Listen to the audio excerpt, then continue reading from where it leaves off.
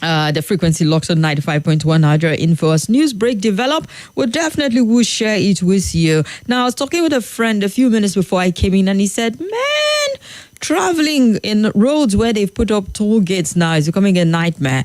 And they had to wait for almost 15, 20 minutes or longer to actually pass through the toll gate, the one between Kefi and Akwanga, just after Garaku. And he said, boy, we could find a way to make it work a lot easier and faster.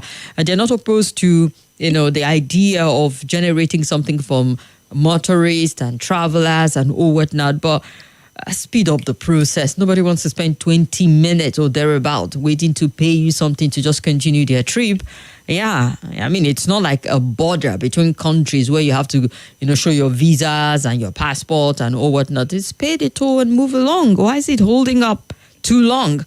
All right, so it's an appeal coming from people who are traveling that route, given the fact that there's a toll gate and you have to pay a toll before you continue your trip, particularly between the Kefi before Akwanga. To just speed up the process a little bit more. Let me see if my guest is online and ready to join the conversation. He needed time to just settle in. Quite had a busy day. And let me find out if Mr. Sam Ekpan has joined the room. Hello, sir. Good afternoon.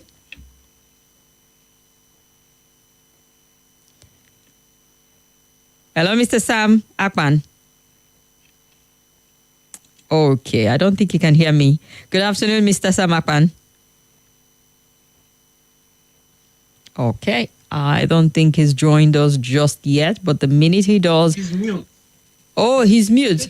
All right, I would need to send a message to him. His mic is muted, so it's possible that he's saying something, but I can't hear what he's saying. So let me just leave him a quick... All right, I was worried for... Good afternoon, sir. Thank you so much for joining us. Hello? I can hear you. Go ahead. Hello?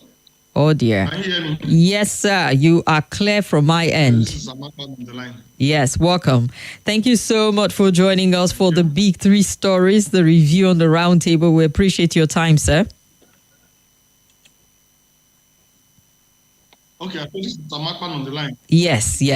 So now that you've joined, we might as well get started. I hope you had a pleasant day. I know that you had a busy day, so bringing you out of your activity to join us to review the stories is a lot. But I want to say a very big thank you, sir, for making our time to join the show.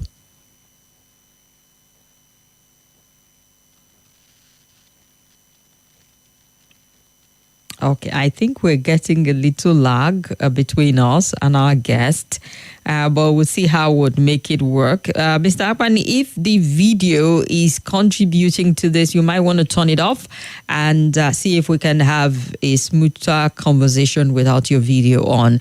I'm sure Gbenga will find a way to work around it, because I did say we needed his video up, saying that we're streaming live on YouTube and Facebook. And yes, we're live on YouTube, we're live on Facebook at Nigeria Info Abuja on YouTube, and Facebook is at Nigeria Info Abuja. Let's give our guest time to find a better network connection and join the conversation. We'll be looking at three big stories that made it cut for us. There are quite a number of stories that are trending right now. We'll be looking at the justification that the federal government has given for increasing the 2025 budget. Well, they're saying we got more revenue, we got more money.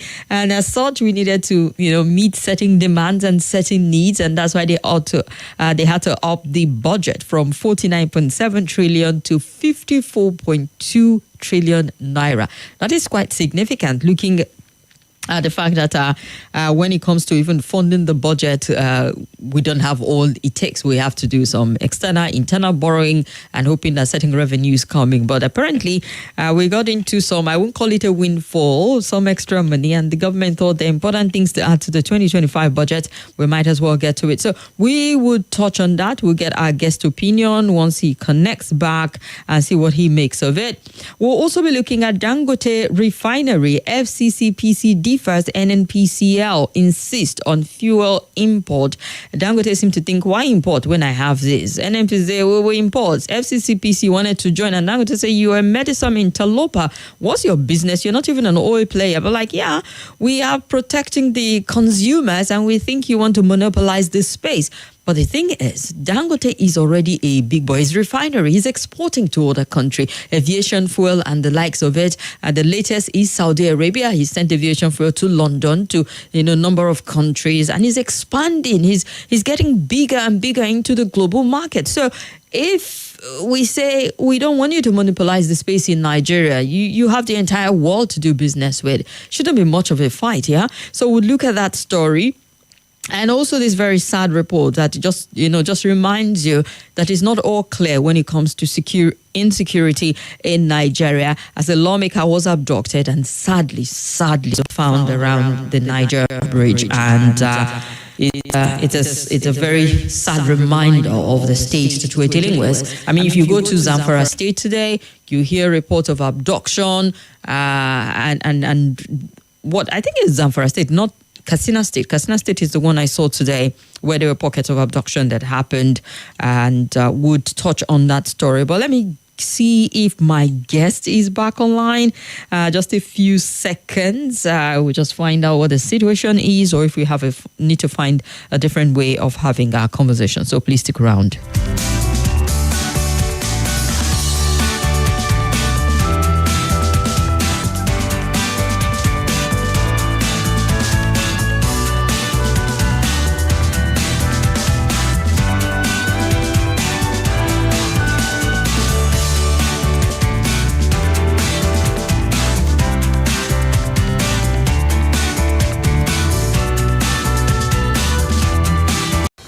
Hello, my name is Kimberly. I'm the host of Hard Facts, and I bring you the biggest stories driving conversation every weekday here on 95.1 Nigeria Info Hard Fact Show. I love to get your opinion and conjectures, but the facts you cannot dispute here on Hard Facts. Join me and let's talk.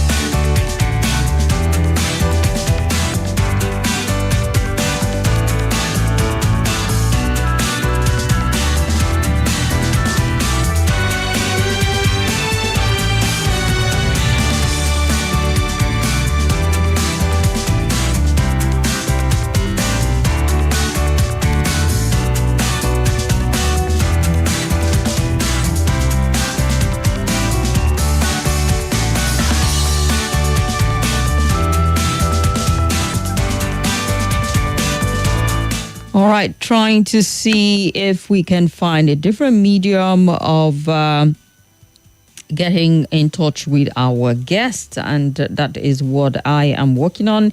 If you're wondering what's the hold up, just trying to see if we can use it to be working, but let's see.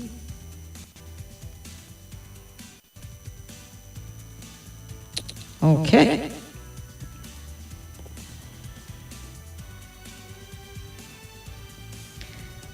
Oh dear. Okay.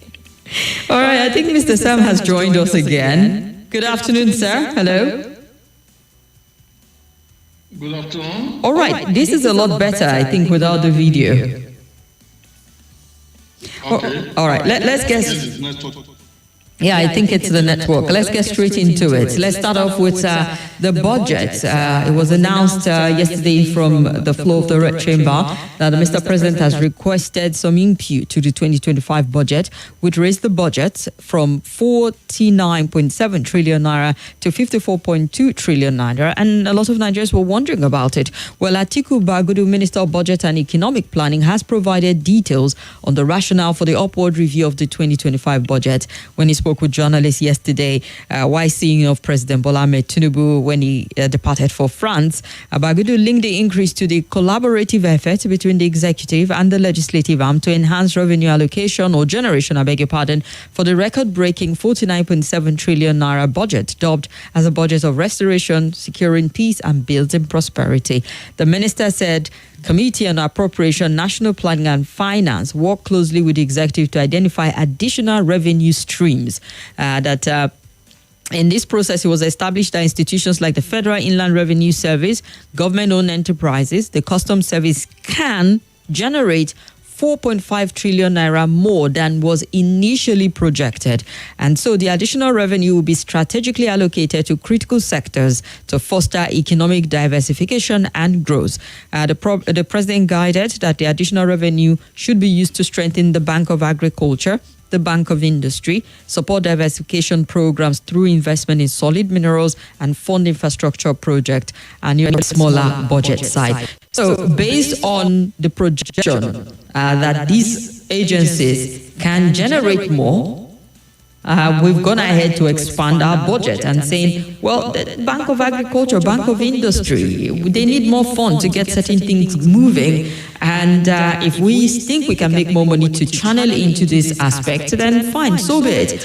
Even though it's doing the heads of Nigerians into saying, so you're projecting and already speculating. It's not as if you have it already. It's based on projection. But do you think it's a wise move for us at this point in time to expand our budget? I mean, this is huge. What is moved up to at this point in time, 54.2 trillion naira, is a significant amount of money. And to increase it to this level based on projection, do you think it's a smart move?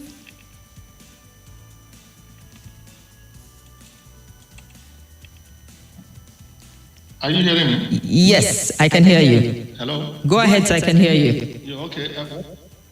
Yes, that request by Mr. President to increase the budget with about 4.5 billion naira came with a lot of mixed feelings, especially when you look at some of the areas. 4.5 trillion naira. Yeah. Sorry, I was calling billion. I forgot that it's trillion. And yes, and some of the critical areas that they said they would divert those excess funds into may not really make any meaning at the end of the day. As we speak, prices of foodstuff are still very high in markets across the country, and farmers are not getting the direct input and support they needed to get so that our food production can increase.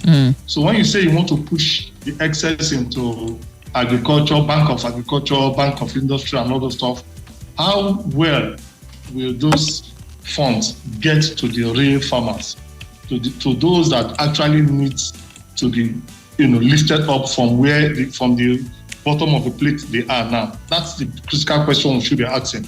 I'm not really keen about whether budget is increased or not. The bottom line is, what impact would that budget have on the generality of Nigerians? You understand? That's the angle I'm looking at it from. So when you say that you are increasing revenue, income this time around, and going to spend specifically on critical areas of, talking about farms, talking about the the other critical sectors of the economy? How well solid minerals and what have you, how well will those funds trickle down to those that require the fund? That's the big question we should be asking the federal government at this point in time. Indeed, big question at this point in time, and the trickling down of it. But at least we'd all agree that there are critical sectors and critical areas that this excess is channeled into at this point. When it comes to places like agriculture, the Bank of Agriculture, it's one thing to interrogate if it trickles down, but at least we'd all agree that it is critical enough for this to be expanded for. Yeah, I agree with you that it's critical enough for the agricultural sector to be expanded. But what we're saying is that, if you look at the 36 states of the Federation, as we speak, insecurity, like I am in Akwa Ibom now, for instance, insecurity still pervades the land. Farmers still go to their farmlands, and they see herders and their cattle come to destroy all those crops. So we need to address some of these critical areas. Because you can't be producing and another set of people are busy destroying what you are producing. At the end of the day, all the efforts will amount to a waste, to complete waste. And that's why I said, whether we like it or not, let the government be deliberate about impacting the farmers. The All Farmers Association of Nigeria, as we speak, I'm looking at Akwa Ibom State chapter now, have not been reached either by the state or the federal government. So this is a body that consists of all the farmers, either those doing livestock or those doing crop farming.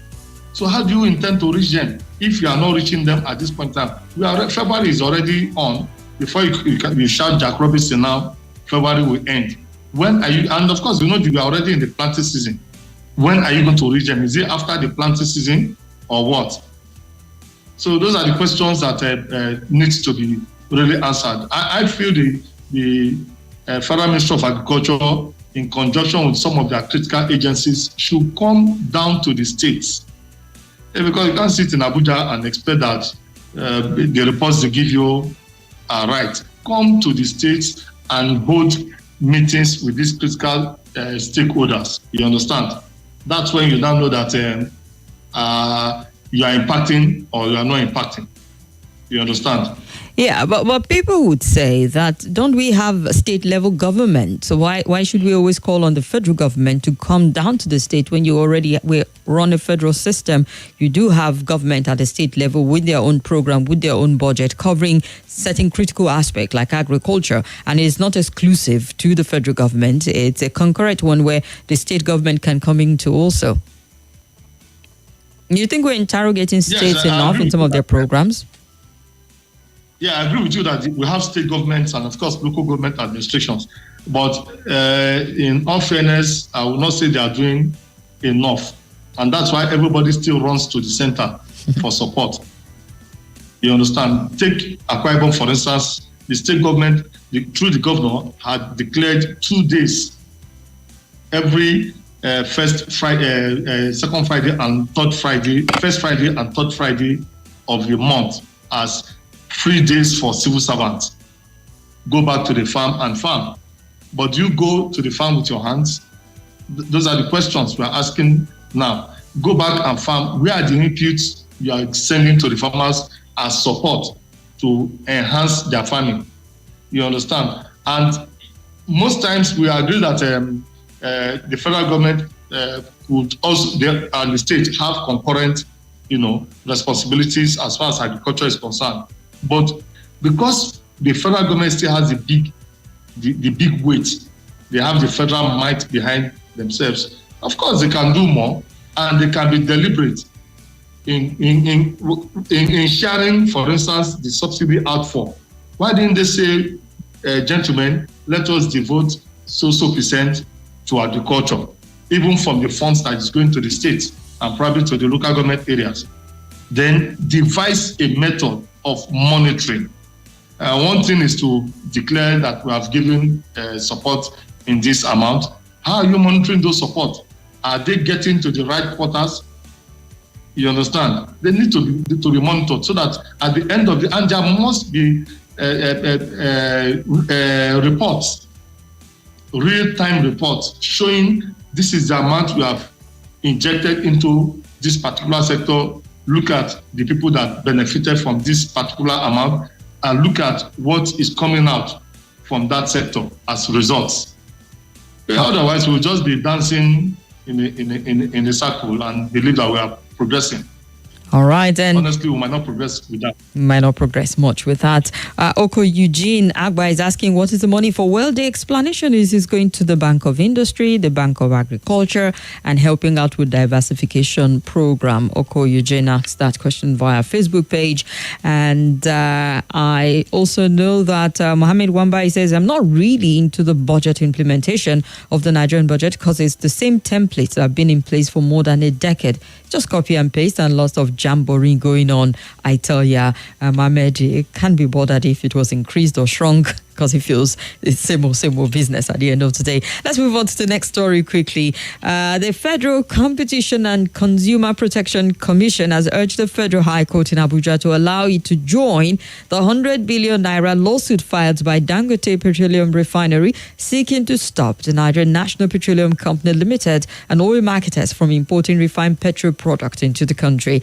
But Dangote Refinery opposed FCCPC's application to join the suit, describing the commission as a meddlesome interloper that has no business in a case revolving around the Petroleum Industry Act, an act of the National Assembly. The FCCPC said it needed to be allowed to join the suit as a defendant in order to oppose Dangote's suit. The commission argued that the aim of Dangote Refinery to monopolize the petroleum industry was contrary to FCCPC's mandates to ensure a free market. The commission's lawyer, Olanrewaju, appeared before Justice Iyang Ekwo on Wednesday to push for its joiner in the suit. And in the motion he filed before the court, he argued that the FCCPC needed to be joined in the suit because any judgment entered by the court would affect the commission's mandate at the end of the day. But Dangote is having none of it. They say they're telling Dangote you're attempting to create a monopoly situation in relation to the production and distribution of petroleum products in Nigeria through the machinery of the court, and the extant spirit and provision of the FCCPC Act do not permit monopoly in manufacturing, production, distribution, including oil and gas at this point in time. So it's left for us to see how the court interprets and what the court makes of it at the end of the day. But the interesting thing is, as much as Dangote Refinery is trying to hold on tight to the Nigerian market, perhaps it's home. This is where he started from. He's already expanding globally. He's entered London when it comes to aviation fuel, the UK. I mean, just recently, Saudi Arabia. So we're saying, let hold of the Nigerian market. But I'm curious to find out from Mr. Sani Ekpan here, what you make of this. Because there's, the concern of, is Dangote trying to monopolize the market in the country? He's one of the biggest refiners at the moment. I mean, Port Harcourt Refinery just came on board. We're not sure it's doing anything close to what Dangote is doing at the moment. And Dangote is gaining traction on the continent. And we see him expanding beyond Africa at this point in time. Are we giving him too much headache in the home front? The petroleum industry is been bedeviled with a lot of controversies in recent time, especially after Dangote, came into the scene and rolled out the first set of products sometimes last year, and we began to see all manner of drama, playing out. Also, not being far-fetched from the pricing. We were told that two other refineries have joined Dangote Refinery in refining petroleum products, and that is Warri and, of course, Port Harcourt refineries. And if that is the case, why do we still need to import fuel? That's the question. Why do we need to import PMS? Of course, Dangote, people have argued, some have argued that probably Dangote is trying to monopolize the market by ensuring that nobody imports any product. The case is still in court. I hear that the judge, Leonard Judge, has, fixed that a further hearing for March 18th or so. But the truth is that whether we like it or not, the politics around the petroleum cannot be wished away easily. Dangote has been fighting tooth and nail to ensure that all the investment the refinery had will not go in vain. I recall at the initial time how it was very tough and difficult for even Dangote Refinery to get crude. Yeah. At the stage, the president had to step in to say, please sell crude oil to Dangote in naira, so that the price at the end of the day of the product can be acceptable to all. Just a couple of days ago, I saw Dangote, I think at last weekend, came up and said we are reducing our ex-depot price further below what it is, you understand? And of course, you know that since it's a competitive world, those other marketers and NNPCL, which is also directly involved in competition now, will never be happy with such moves, because what they prefer is to keep oppressing every other person through their price regimes. So if the price goes down, I am still looking forward to when petrol PMS will go to about 250, 300 naira a liter. Sir, I don't know. Are you think it will ever go that low? Ever? It will. You see, when the competition gets rife, of course you know that it will go. But the moment you keep importing, and you know that the importation is basically dependent on the exchange rate, and our exchange rate is still up there. There is no way that price can come down. And thank God that Mr. President has asked NNPCL to please give Dangote crude oil in naira. Let them pay in naira. And you can see gradually it's coming down. But we believe that before long, it could even go far lower than what it is as of today. But the politics cannot be ruled out. You know, a lot of people are benefiting from this regime of price regime in the petroleum sector. Yeah. A lot of people are very happy that when they import a particular product at a stage, we were taken to the fools in Nigeria. How so?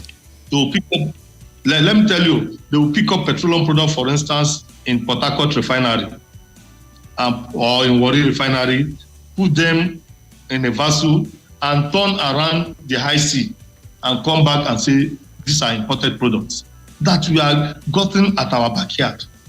That's fraud. Wait, that happened. How come it's not major news if indeed they were playing a fast one on Nigerians? But they were doing it so covertly, we didn't know. That means you're saying that the Port Harcourt refinery was refining all this one. No, my sister. You see, it's a collaborative effort. The truth is that the kind of cabals that you find in the petroleum downstream sector, you cannot find them any other place. And they work hand in hand to protect themselves and protect their own images. So you might not even know what is happening except you look critically below the point that they are telling us this is the situation or this is not the situation. We have seen, I'm a journalist, I've had calls to work in Port Harcourt, I've had calls to work in Warri, you understand? And I've seen the activities, some of these high-level activities, you understand, that, goes on, highly unnoticed, but with very serious collaborative effort by all the partners, including security personnel. Wow. So that's the situation. We look forward to a situation where all the refineries, I'm still believing that Kaduna will also come on stream, and so that we can drop these imports of petrol, for God's sake. Let us depend on what we produce locally. Then we move on as a nation. We need to really move on past that, because for me it's mind-boggling that a giant of Africa was heavily dependent on import for so long. That's the question. That's an illusion of the past. The giant of Africa in the past, and now. Well, how giant are we? One man in the industry is showing us that we're capable of being the giant. So apparently Saudi Arabia needed aviation fuel. It took Dangote Refinery to show us that we can actually do all of that and even export. So we've been, I don't know, playing ourselves for so long due to either corruption, mediocrity, or just ineptitude over time. We had so much potential and we didn't live up to it at this point in time. That's very sad. But it takes the giant away from us. Let's hope that we're able to get back on our feet at this point in time. Let's look at one more story quickly before we throw open the phone line. And this one is a troubling one, sir. You know, you were talking and you mentioned the insecurity. The lifeless body of Justice Azuka, the member representing Onitsha North 1 constituency in the Anambra State House of Assembly, has been found by security operatives near the second Niger Bridge. Azuka was reportedly kidnapped on the 24th of December last year in Onitsha while he was returning home for Christmas. He was abducted at gunpoint in a swift operation that lasted less than 5 minutes. And the spokesperson for Anambra State Police Command, Tochukwu Ikenga, confirmed the discovery on Thursday, saying a joint security team found the decomposing body during a routine patrol. And it happened in the early hours of today, close to the second Niger Bridge, when they found his body, and has since been identified as the Honorable Lawmaker who was abducted a day before Christmas when he was traveling to his village for Christmas. It's really a very sad one, really, that he ended up that way. One isn't sure what happened. The attempt was it to kill him or to just kidnap him for ransom at the end of the day? We never know. But it just tells you nobody can truly be spared from all of this if we don't manage our security properly in the country. And we've seen a cross-section of people affected by this. In Katsina State, as we speak, abductions have happened as at yesterday, today. A lot of people are missing and some have been killed. And it just tells you how problematic this issue is. It might not be as bad as it was some years back, where every day our headlines are washed with stories of insecurity, but it is still there. And you did mention something about... Go ahead, sir. Yeah, sad as it may sound, I just want to commiserate with the families of the lawmaker, Honorable Azuka. But the truth is that I was just trying to look back. This was a man kidnapped as far back as December 24th or thereabout. Yes. You understand? Only for his lifeless body to be found some hours ago, yeah. You know? So he puts a lot of questions on our security apparatus. You understand?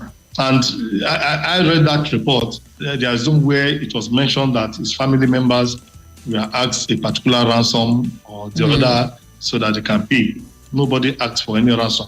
I recall that this is a Labour Party lawmaker in the State House of Assembly who reclaimed his mandate after a court ruling. Sometimes, you know, that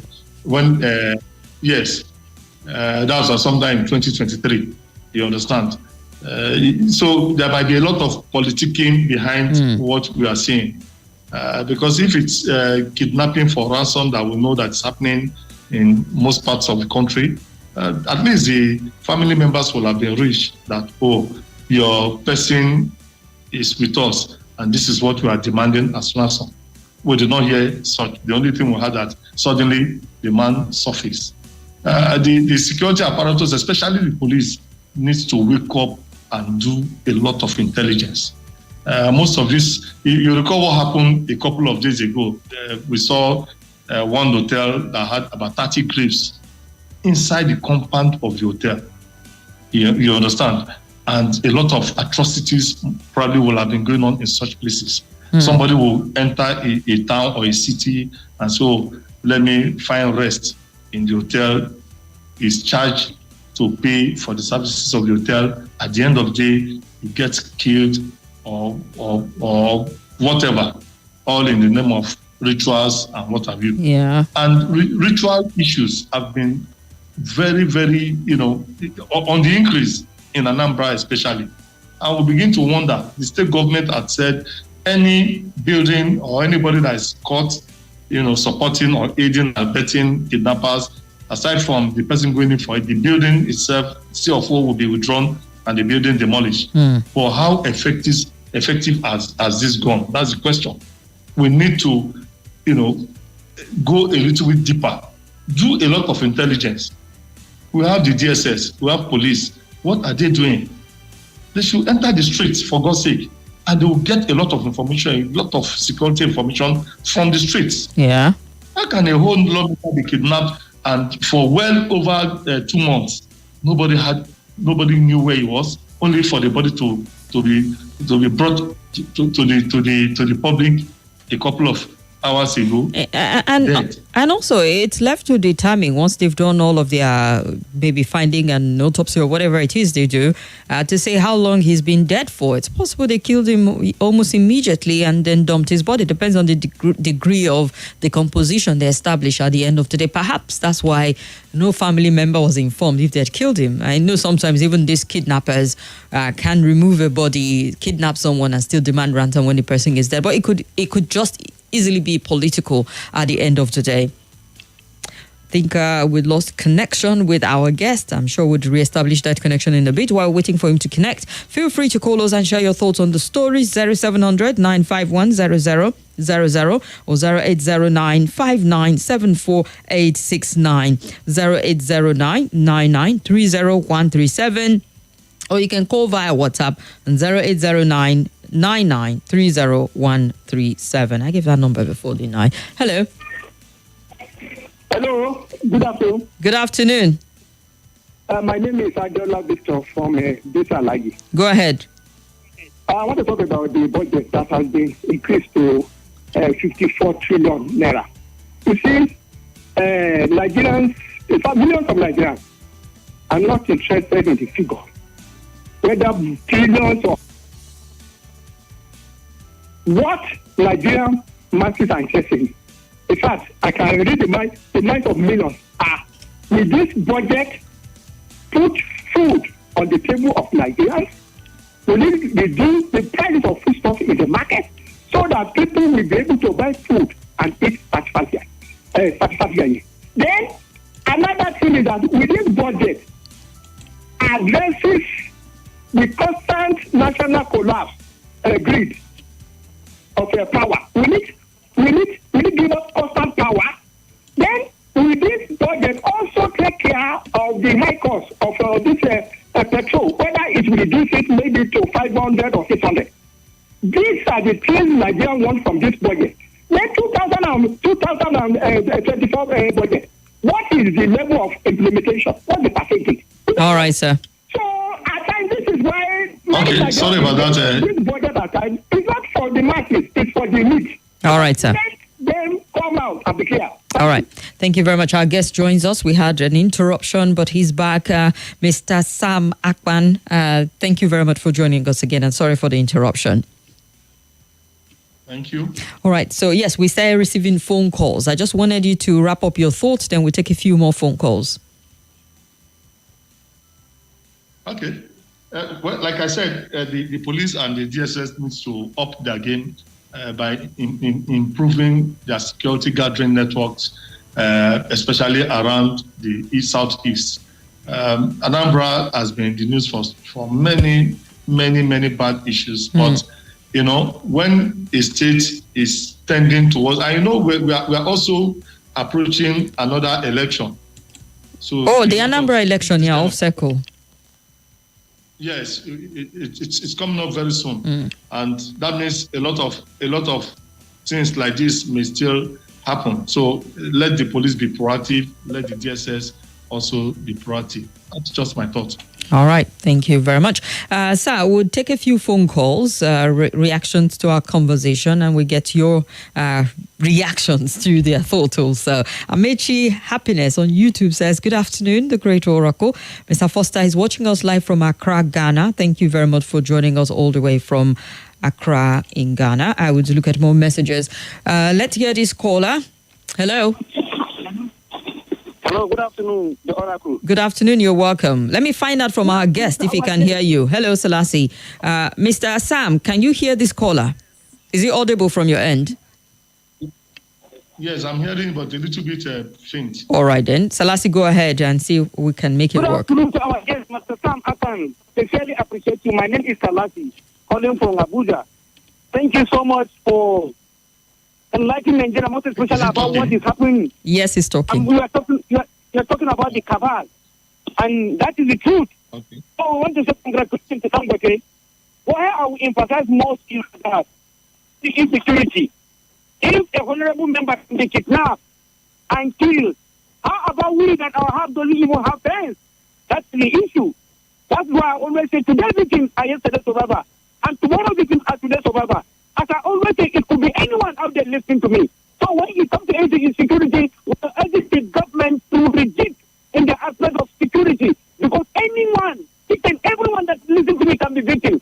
So we are urging them to do something and to get the people that kidnap this man and kill him and dump his body somewhere. All right. And this is my supporter from Ghana. Thank you. Thank you very much. Let's hear this other caller. Hello. Good afternoon. Good afternoon, Your Excellency. Good afternoon, Your Excellency Kimberly. You're welcome. I remember Mustafa Bakar Ali Kidnali Babang Ali. I'm calling from PW Kubwa. Go ahead, I sir. really want to understand something. Man. Is it that Nigeria is self-sufficient in aviation fuel, in PMS, in AGO, and other derivative of the crude oil that Dangote is exporting? Saudi Aramco is far bigger than NNPC, but it is important. Oh, Ali Dan Baba Ali, what happened? Your call dropped. Let's go on to the next caller then. Hello. Afternoon, our digital oracle. You're welcome. And could our guest. Your guest is listening. Well done, sir.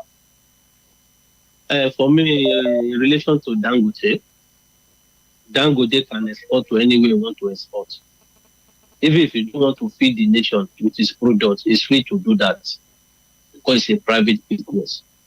Now, the question I want to ask our guests is this. Does it mean that as we are producing crude oil in this country, government did not have any quantity that will be used, that will be refined by our local refinery, the Port Harcourt NNPCL, to take care of local consumption? That's what I don't understand. And I need an explanation on that. Now that they claim that the two refineries, Port Harcourt and Warri, are working now, why is this so difficult for the government to supply the crude oil so that we can take care of our local consumption? Must all the crude oil produced in a day be sold in the international markets and forget about local consumption? People are suffering. I need a question. Thank you. Thank you very much. Let's take another call and then we get some response from Mr. Sam. Hello. Good afternoon, digital masculine. Sorry. Welcome.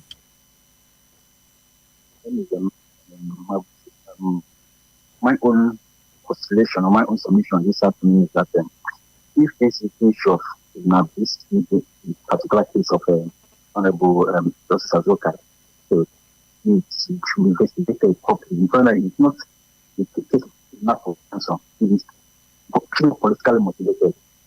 But we are not two family ransom was demanded. Can you hear me? Your connection isn't the best, but I think what you're saying is that it's not just a kidnapping, it's politically motivated. So you seem to think it has political undertone at the end of the day. Hello? Hello, Yes, I don't know. Are you moving? It's a bit windy where you are. Okay. Let me back. My name is Shinede. Go ahead. Yeah, Kim. You see, Dangote and NNPC. I think I don't want them to be friendly at all for the betterment of Nigeria populace. Yes. Because when they begin to speak with one voice, you will see that the price of fuel will just be going up and up. So this their problem should continue. If you remember, the fuel, Dangote increased his fuel this January, and he has bring it down again. So if they are speaking with one voice, like I said earlier, by now you will not be able to know that the prices of fuel have come down in the international market. And for the killing of Honorable Azoka, you see, let's not forget another election is around the corner. And there is a governorship candidate that was kidnapped before the last election. He has not been released. He his dead body has not been found. All right. I know this because he's from my community. Oh dear. Somebody about Melo. He has not been found. All right, sir. I don't. The Nigerian security operatives should do their job. Thank you. Thank you very much. Let's find out how much of your contribution Mr. Sam caught, because I don't know, did you hear much of the contributors? Well, I had the first, in fact, about three of them clearly. This last contributor, I actually did not hear him very well. All right. But well, he's also concerned. He's also concerned about Anambra election, and he seemed to think the police should be awake to their responsibility because election is around the corner. And he said there was also a governorship candidate who he knows from his constituency who was abducted, and no update just yet. So he's afraid that if we're not alert to it, there might just be more. Okay. I did mention that that killing may not be for ransom. You sure did. Or for any other. And police has not told us if indeed any of his body parts is missing after recovering his body. We'll wait for police autopsy report and more details from the report. But then talking about political motivated kidnapping. When election comes around like this, of course, you are sure that issues like this will always be in the news. You get, and once it's like that, we need to stem.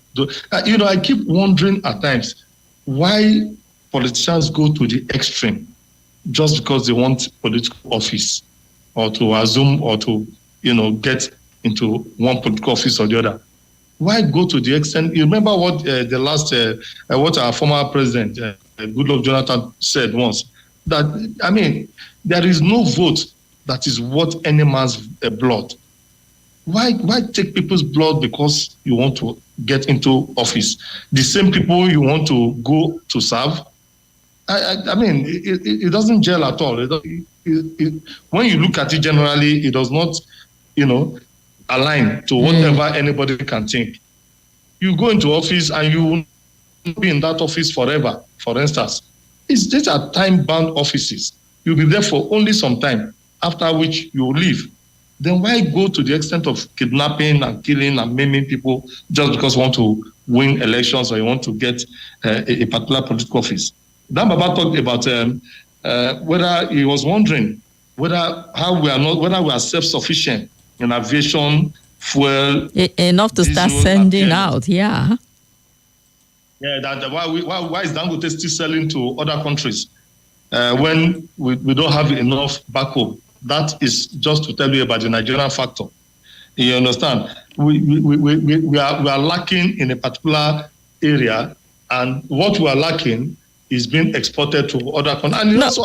But we were lacking some time back. There's no complaint at this moment that we're lacking aviation fuel. And Dangote is a businessman. He's going to look at the most vibrant market.